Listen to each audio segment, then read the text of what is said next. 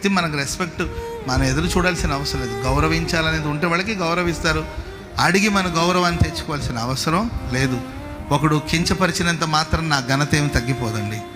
ఒకడు హెచ్చించినంత మాత్రం నేనేమో హెచ్చిపోను. ఒకడు మనల్ని కృంగదీసినంత మాత్రం మనం కృంగిపోము. యేసుప్రభు ఆ ఇంటికి వెళ్ళాడు, కనీసం కాళ్ళు కడుక్కోవడం నీళ్ళు. మరి ఎందుకు పిలిచినట్టు అంటే ఈయన ఒక పరిసయుడు, నేను ఆయనకి రెస్పెక్ట్ ఇవ్వడం ఏంటి, వస్తాడులే వచ్చి కూర్చొని తింటాడులే అని చెప్పుకొని అలా అనుకుంటూ ఉన్నాడు ఆయన.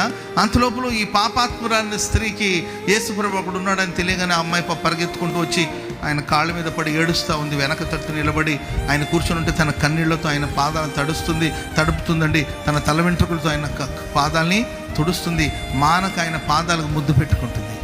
స్తోత్రం చెప్పండి అందరూ గట్టిగా.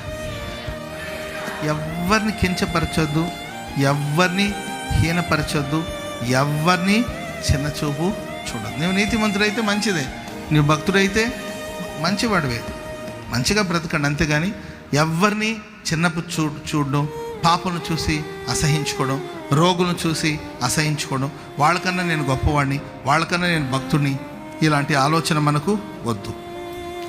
ఆమేన్. Praise the lord. చెప్పండి గట్టిగా హల్లెలూయా.